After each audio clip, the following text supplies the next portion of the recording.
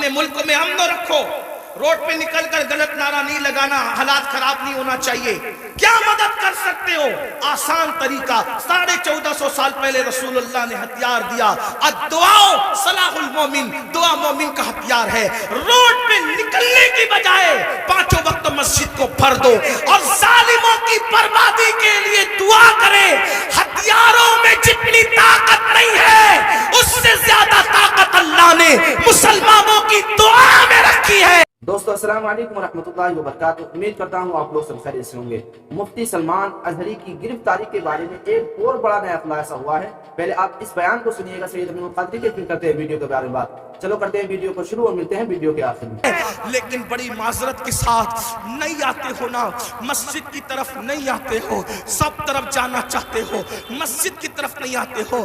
پھر کہتا ہوں کتے سے سیکھ لیا ہوتا، جب کوئی کتے کو ڈنڈا مارتا ہے تو کتا چلاتے ہوئے کسی اور کے دروازے پہ نہیں جاتا، کتا چلاتے ہوئے اپنے مالک کے دروازے پہ آتا ہے۔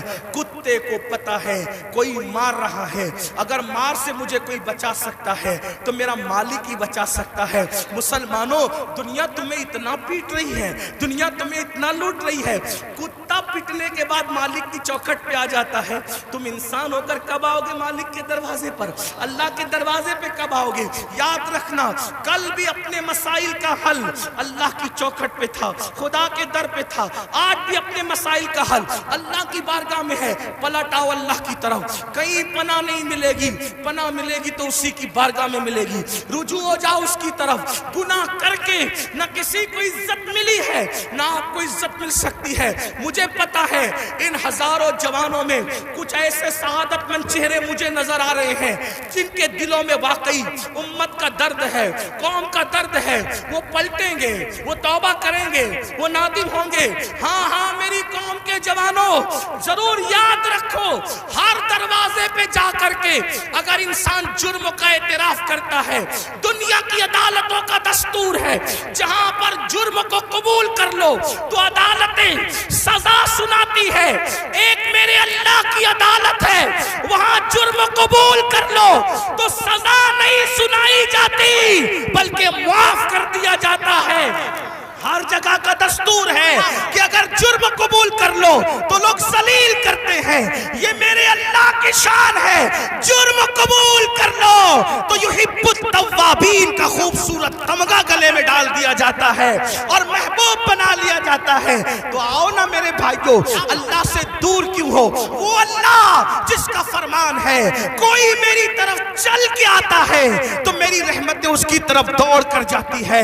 یاد رکھنا، لڑکا لڑکی کے ناجائز تعلقات میں کوئی لطف نہیں ہے، یہ توائی ہے۔ آؤ اللہ سے تعلق جوڑیں، کیا بات، آؤ اس کے قریب ہو جائیں۔ میں نے تو یہ بزرگوں سے سنا بھی اور محسوس بھی کیا، سب سے تعلق جوڑنا مشکل ہے۔ توجہ ہے؟ کیا بات جی حضرت؟ رضا نگر رامپور والوں توجہ ہے، گرد نواز سے آنے والے، سب سے تعلقات بنانا مشکل ہے۔ سب سے آسان اگر کسی سے تعلق بنانا ہے تو اللہ سے۔ جلدی ناراض نہیں ہوتا، توجہ، جلدی ناراض نہیں ہوتا، جلدی راضی ہو جاتا۔ رب کو منانا بہت آسان ہے، لیکن یہ میری قوم کی جفاکاریوں کا ماتم کون کرے؟ سب کو منانا چاہتے ہیں، رب کو نہیں منانا چاہتے، کیونکہ رب کی ناراضگی کی ان کے پاس اہمیت کیا ہے؟ سیٹ ناراض نہیں ہونا چاہیے، بیوی ناراض نہیں ہونا، حتیٰ کہ جن بچوں کو ہم نے پیدا کیا، جو ہم سے وہ بچے ناراض نہیں ہونا چاہیے۔ بچے کہے بیٹا ابا کھلونا لے کر آنا، بھول گئے تو کہتے بیٹا سوری، سوری بیٹا نہیں لا سکا، بھول گیا نا، کل لائیں گے۔ اس سنڈے نہیں لے کر کے چلے تفریح کے لیے، ہم بھی 50 بار سوری بول چکے اپنے بچوں کو، اس لیے کہہ رہا ہوں۔ ہاں لیکن آپ سے پوچھتا ہوں، اپنے چھوٹے چھوٹے بچوں کو منانے کی فکر ہے، وہ یار وہ رب، اب ذرا غور کرو اس کی نعمت پہ غور۔ چلے بات میں ختم کرنے لگا تھا، لیکن ایک بات بہت سوچنے کی ہے جی حضرت، اس کی نعمتوں پہ غور کرو۔ اللہ تعالیٰ پیدا ہونے سے لے کے مرے دم تک ہمیں آکسیجن دیتا ہے، اپنے گھر پہ کیا بل آتا ہے مہینے کا؟ کسی گھر بھیجا اللہ پاک نے کوئی بل بھیجا؟ کچھ مانگا اللہ نے؟ اگر 8 گھنٹے ڈاکٹر آکسیجن لگائے نا تو اتنا لمبا بل آتا ہے کہ انسان سوچنے لگتا ہے کہ میں کہاں چلا گیا تھا. یہی ہے نا جی. ڈاکٹر نے 8 گھنٹے کی آکسیجن دی تو ہزاروں وصول کر لیا ہے نا, ہے نا. اللہ تعالیٰ نے پوری زندگی آکسیجن ہمیں فری میں. کچھ مانگا؟ بولو کچھ مانگا اللہ نے؟ مجھے بتاؤ تو صحیح, کچھ مانگا اللہ نے؟ کچھ نہیں. یہ زمین اللہ نے دی ہے چلنے کی, آسمان کا صاحبان. میرے بھائی جب سوتے ہو نا تو یہ کیڑے مکوڑے ہمارے ناک اور کان میں نہیں جاتے. 99% لوگوں کے کان میں کیڑے مکوڑے, حالانکہ کیڑے کی فطرت ہے کہ جب سوراخ دیکھے گا تو اس میں گھس جائے گا. کیوں نہیں جاتے پتہ ہے؟ 60 فرشتے ہر انسان پر اللہ نے حفاظت کے لیے مقرر کر رکھا. ناک اور کان میں کیڑے بھی نہ جائے میرا اللہ بچاتا ہے. سوچو تو صحیح نہیں, غور کرو. گھر سے نکلتے ہو نا اللہ کا نام لے کر, 2 فرشتے حفاظت کے لیے مقرر کرتا ہے جب تک گھر پر لوٹ نہیں جاتے. ماں کے سینے میں دودھ کس نے پیدا کیا؟ پیدا ہونے سے پہلے اللہ نے. اور سینے میں دودھ پیدا کرنے کے بعد ماں کے دل میں ممتا بھی پیدا کی کہ اس کو پلا. اگر اللہ نفرت پیدا کرتا تو درجنوں عورتیں ایسی ہیں جو اپنے بچوں کو چھوڑ کے ہاسپٹل میں بھاگ گئی. اگر ہماری ماں بھی چھوڑ کے بھاگ گئی ہوتی تو عزت کے ساتھ ایسے بیٹھتے یہاں. تو اس ماں کے دل میں کس نے پیار دیا؟ خود سردی میں ہمارے پیشاب پہ سوتی رہی اور ہمیں گرم بستر پہ سلایا. کس نے پیار دیا اس کے دل میں؟ اللہ نے.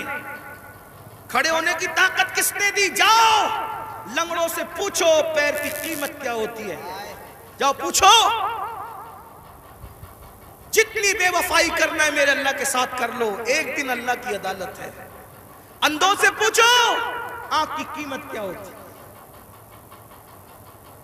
اگر اللہ آنکھ چھین لے اربوں خربوں روپے بھی دے کر کے تم اخیارے نہیں ہو سکتے.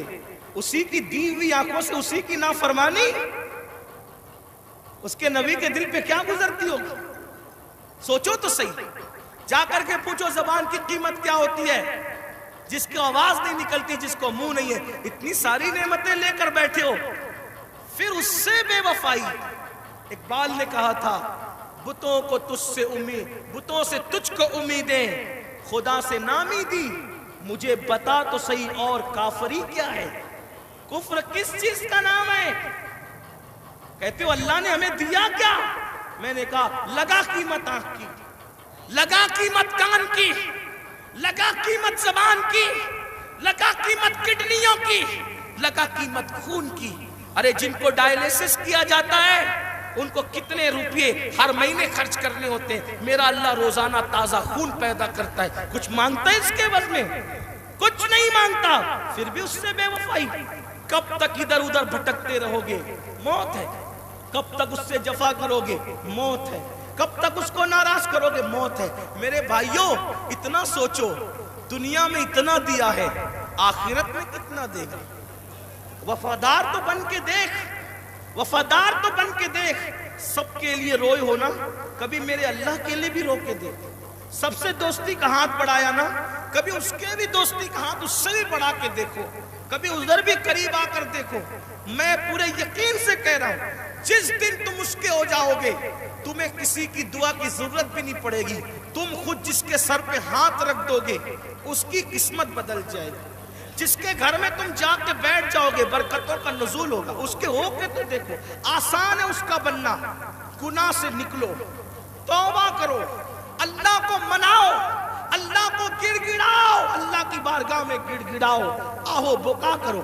سب کے لیے رو چکے, اس کے لیے رو کے دیکھو کتنا سکون ملتا ہے.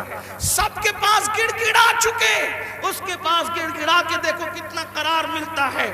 سب کے یہاں عرضیاں لگا چکے, اس کی بارگاہ میں عرضیاں لگا کر کے دیکھو.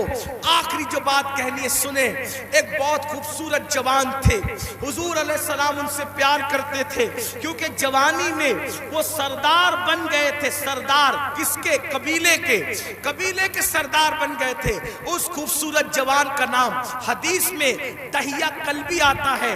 بنو کلب کے سردار تھے, دہیہ نام تھا, دہیہ کلبی. حضور کی تمنا تھی یہ جوان سدھر جائے, یہ جوان. حضور جوانوں سے بہت پیار کرتے تھے اور جوانوں کے سدھرنے پہ حضور کو بڑی خوشی ہوتی تھی. اور حضور علیہ السلام جن جوانوں کے پیچھے قوم ہوتی تھی ان جوانوں کے لیے بہت دعائیں بھی کرتے تھے, اس لیے کہ جوان جوان ہوتا ہے. حضور کی خاص توجہ جوانوں کی طرف تھی. دیکھو حضور علیہ السلام کے صحابہ حضور کے پردہ فرمانے کے تقریباً آدھی صدی تک کے لوگوں کی رہنمائی کرتے رہے, بلکہ پونا صدی تک. تو جو لوگ سب جوان تھے تبھی تو نا سعد ابن ابی وقاص اس وقت جنگ میں شریک ہوئے جب ان کے چہرے پہ داڑھی بھی نہیں نکلی تھی. مولا علی 9 سال یا 8 سال کی عمر کے تھے جب آپ نے کلمہ پڑھا. حضرت سیدنا فاروق اعظم 30-32 سال کے تھے جب آپ نے کلمہ پڑھا. حضور نے ٹارگٹ جوانوں کو کیا, اس لیے میرا بھی دلچسپی کا عنوان میری قوم کے جوان ہے. مجھے پتا ہے جب کوئی جوان سدھرے گا انقلاب آئے گا, بلکہ جوان سدھرے گا تو بڈھے اور بچے دونوں سدھر جائیں گے. کیوں؟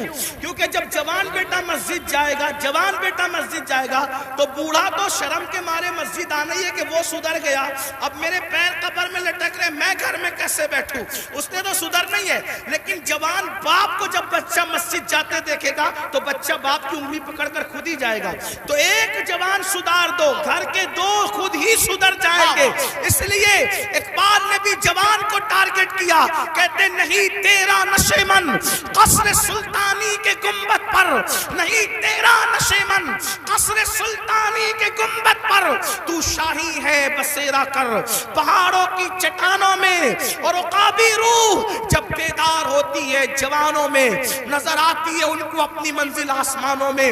چھوڑ دو گناہ, اگر جوانی میں گناہ چھوڑ دو گے اللہ کے محبوب بن جاؤ گے, اللہ کے مقبول بن جاؤ گے. جوانی میں گناہ چھوڑ دو گے, توبہ کرو گے, جنت میں رسول اللہ کا پڑوس نصیب ہوگا.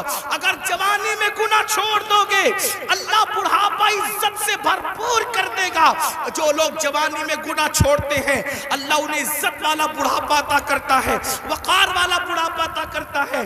تو یاد رکھیے. اور پھر یہ سب کے سب جوان, مجھے بہت خوشی ہوتی ہے کاش کہ یہ جوان, میں آپ کو یہ نہیں, دیکھیے ایک مشورہ دیتا ہوں علماء کرام, اگر میں غلطی کروں تو میری اصلاح کریں. میں آپ کو لباس بدلنے کے لیے نہیں کہہ رہا ہوں,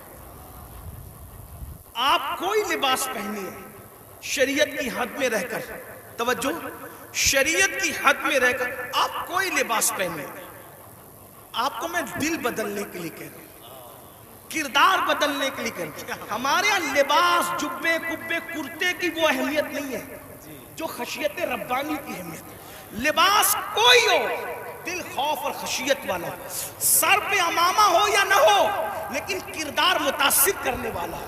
کھانے سے پہلے آپ کی طبیعت میں نمک چکھنے اور نہ چکھنے کی طرف دلچسپی ہو یا نہ ہو. میں سنت کو حقیر نہیں سمجھ رہا ہوں, واللہ کبھی نہیں, لیکن آپ سے کہہ رہا ہوں آپ کی طبیعت میں کھانے سے پہلے نمک چکھنے پہ دلچسپی ہو یا نہ ہو, لیکن عشق رسول کی لذت کی طرف آپ کی دلچسپی ضرور ہونا چاہیے. اہمیت اس طرف ہے, چہرے سنوارنے کی بجائے کردار سنوارو. اپنے سروں کی ٹوپیاں خوبصورت کرنے کی بجائے اپنے کردار کو خوبصورت کرو. اگر کوئی 2 گھنٹہ بس میں تمہارے بازو میں سفر کر لے تو وہ کتنا بھی کٹر متعصب ہو, اس کی فکر بدل جانا چاہیے. اور جب وہ کسی اپنے سے ملے تو کہہ کے ملے میں بھی کسی مسلمان کے ساتھ سفر کر چکا ہوں. لوگ جو کہتے ہیں مسلمان ایسے نہیں ہوتے بلکہ مسلمان تو ایسے ہوا.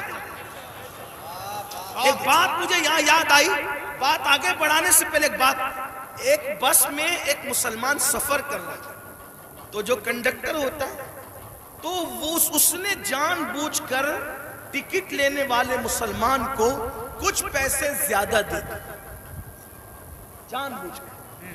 توجہ کرنا, لوگ لوگ ہماری کتابوں کی اسٹڈی نہیں کر رہے ہیں, لوگ ہم سے اسلام سیکھنا چاہ رہے, سمجھنا چاہ رہے. اگر آپ اس نیت سے سدھر کے رہو, آپ اس نیت سے سدھر کے رہو کہ کم از کم میری وجہ سے کوئی اسلام سے بدظن نہیں ہونا چاہیے, یہ سوچ کے سدھر جاؤ میرے بھائی. اور اگر آپ کی وجہ سے کوئی اسلام سے بدظن ہوگا یہ وہ نقصان ہے کہ قیامت تک اس نقصان کا خمیازہ بھگتنا پڑے گا. اس لیے کردار کے دھنی بنو. تو کچھ پیسے زیادہ بس کے کنڈکٹر نے اس کو مسلمان کو دے دی اور اس کے بعد اس نے تجاول عارفانہ سے کام لیا, یعنی کہ اس نے جان کر انجانا ہو گیا. مسلمان نے پیسے گنے اور گننے کے بعد اس نے اس کو بلا کر کہا کہ کنڈکٹر صاحب یہ پیسے آپ نے مجھے کچھ زیادہ دے دیے, یہ واپس لے لو. اس نے کہا نہیں میں نے زیادہ نہیں دیے, وہ ایسے ہی ہے. کہا نہیں میں نے گنا ہے یہ زیادہ, آپ لے لیں اس کو, آپ لے لیں. کہا آخر میں نے نہیں دیے تو کیوں لوں؟ تو کہا یہ آپ کو لینے پڑیں گے کیونکہ میرا مذہب میں اس کی اجازت نہیں ہے. تب کنڈکٹر نے کہا دنیا جھوٹ بولتی ہے, تم سچے ہو. لوگ کہتے ہیں مسلمان ایسے ہوتے ہیں, مسلمان واقعی ایسے. میرے بھائیوں ایک دور تھا دنیا کے کوئی بھی مذہب کا آدمی اگر سفر کرنا چاہتا تھا اور اپنی بیٹی کو اور اپنی بیوی کو اکیلے چھوڑ کے جانا چاہتا تھا تو وہ مسلمان ڈھونڈتا تھا کہ مسلمان کے پاس چھوڑ کے جاؤں گا کیونکہ یہ مسلمان ہے, یہ کسی کی عورت پر ہاتھ نہیں ڈال سکتا.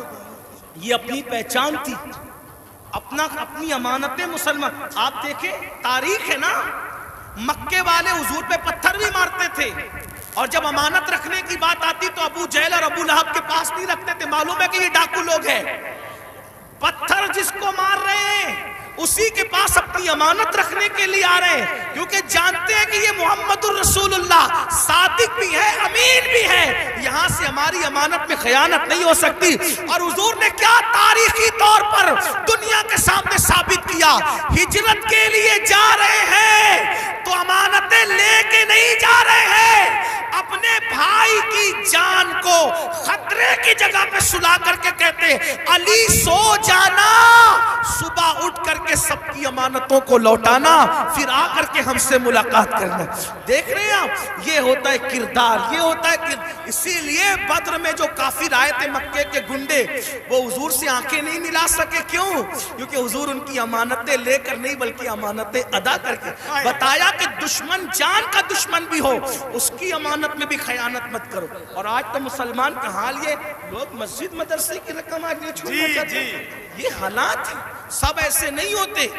لوگ جو ہے وہ ابھی سننے میں آتا ہے حج کا پیسہ لے کے بھاگ گئے, عمرہ کا پیسہ لے. مسلمانوں کچھ تو خیال کرو, حج عمرہ کا پیسہ لوگ جو روپیہ 2 روپیہ جوڑ کر کے, غریب لوگ کیسے جوڑتے ہیں, لوگ لے کر کے بھاگ جاتے. سوچو تو صحیح نا, انداز تو کریں کتنا گرے گا انسان.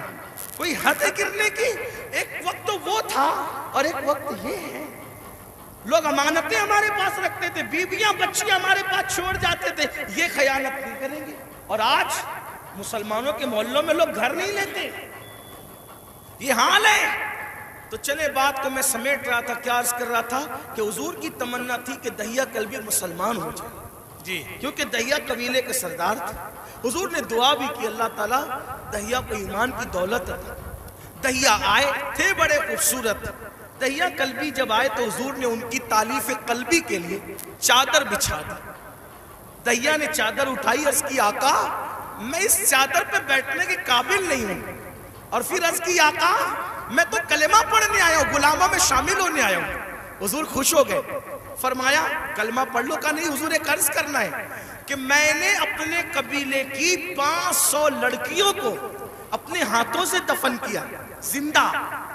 تو جو 500 لڑکیوں کا قاتل ہو وہ کلمہ پڑھے گا تو کیا اس کے گناہ معاف ہو جائیں گے؟ اس کے گناہ معاف ہو جائیں گے. حضور نے سر جھکا لیا. جبریل آئے, یا رسول اللہ, اللہ سلام فرماتا اور کہتا ہے بولو اس کو کہ پڑھ لے ایک مرتبہ لا الہ الا اللہ محمد الرسول اللہ. صرف 500 لڑکیوں کا قتل ہی نہیں اور بھی کچھ کیا ہے تو سب معاف ہو جائے گا. حضور نے کہا پڑھ لا الہ الا اللہ. جو کلمہ پڑھتا ہے لا الہ الا اللہ, اللہ کلمہ پڑھنے سے پہلے کے سارے جرائم معاف کر دیتا ہے. دہیہ نے کلمہ پڑھا, حضور رونے لگے. صحابہ نے پوچھا حضور خوشی کا مقام ہے کیوں روتے ہیں؟ آقا فرماتے کافر کلمہ پڑھے تو سب مٹ جائے, اگر مومن یہ کلمہ پڑھے تو خدا اسے کیا مقام عطا فرمائے. تو اللہ کے بندو توبہ کرو, اللہ کی طرف آؤ. اللہ پاک سے دعا ہے اللہ سب سے پہلے مجھے آپ کو عمل کی توفیق دے. جہنم سے خود بچو, جہنم سے بچانے کی کوشش کرو. گفتگو کے درمیان کوئی غلطی ہو تو اللہ تعالیٰ معاف کرے. استغفر اللہ ربی من کل ذنب واتوب الیہ. دوستو امید کرتا ہوں آپ لوگوں کو یہ بیان پسند آیا ہوگا. آپ لوگوں سے گزارش یہ ہے کہ مفتی سلمان ازہری کی رہائی کے لیے زیادہ سے زیادہ دعا کریں, کیونکہ آپ لوگوں کو جیسے پتا ہے, آپ لوگ دیکھ بھی رہے ہیں, کیونکہ مفتی سلمان ازہری کو صرف تاریخ پہ تاریخ دی جا رہی ہے مگر ابھی تک انہیں رہا نہیں کیا گیا ہے. آپ بہت خوب جانتے ہیں کہ انہیں رہا کیوں نہیں کیا گیا ہے اور کس وجہ سے انہیں جیل کے اندر رکھے ہوئے ہیں. تو آپ لوگوں سے گزارش یہ ہے کہ اللہ کے حضور ان کے لیے زیادہ سے زیادہ دعا کریں. چلو ملتے ہیں کسی دوسری ویڈیو کے ساتھ, جب تک کے لیے السلام علیکم ورحمۃ اللہ وبرکاتہ.